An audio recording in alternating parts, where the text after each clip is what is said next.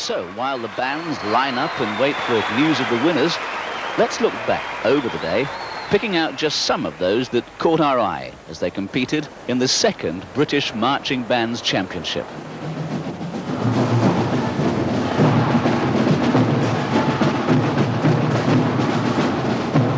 In this business, if you're eye-catching as well as good to hear, then you're on the way to the top.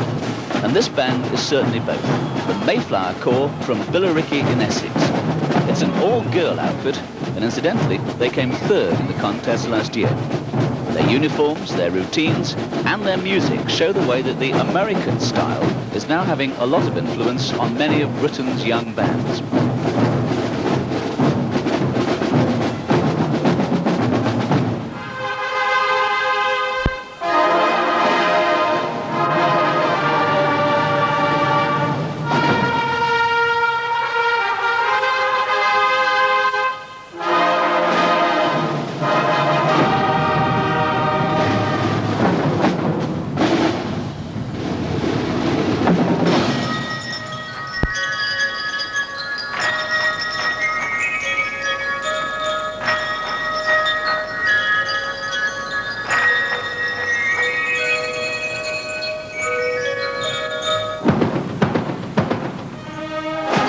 A very different style now in both marching and in music, from the Romford Drum and Trumpet Corps, a more traditional type of marching band with their sound widened by instruments such as clarinets and saxophones. But like the girls of Mayflower, they come from Essex, a county that's produced some of this country's best young bands.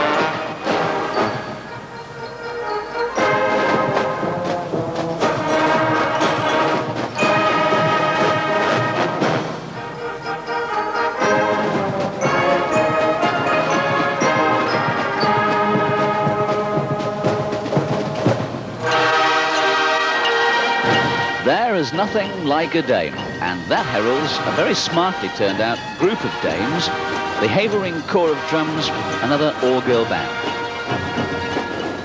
And just looking at these costumes, at these championships, we're seeing several £100,000 worth of uniforms and instruments on display. And that means that an awful lot of hard work must have gone into raising that kind of money.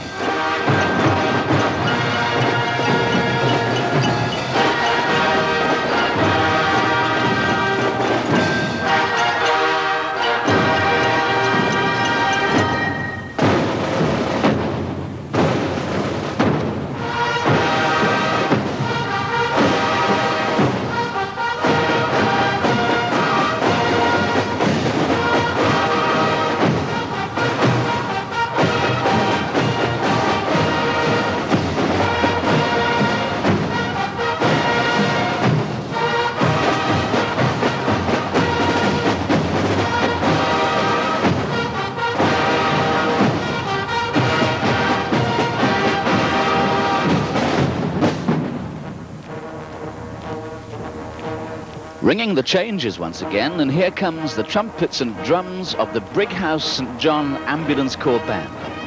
Brighouse, of course, is well known for its colliery band, the one that made Terry Wogan famous a couple of years ago. But this particular band has been going since 1937. It looks as though they'll be giving the colliery band a run for the money.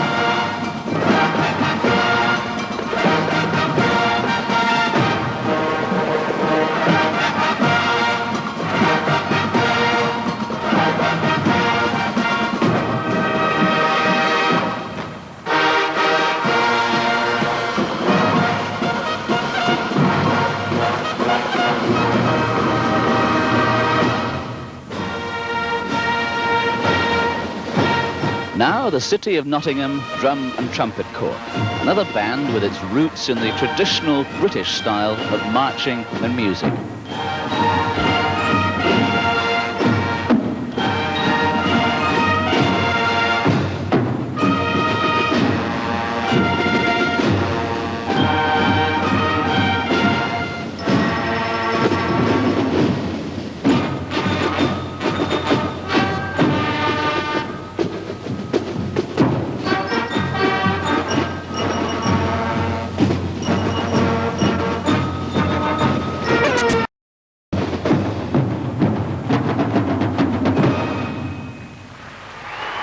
And while Nottingham takes its applause, I've slipped backstage here at Wembley to have a word with one of the judges. Well, Major Derek Taylor, you're Director of Music of the Welsh Guards. Now, this must have been a bit of like a busman's holiday for you today, then? Well, I don't know. It's slightly different to the music that we perform, but no less exciting in some ways. Tremendous fun, really. So how can you compare this, then, with normal military music? That's a tricky one.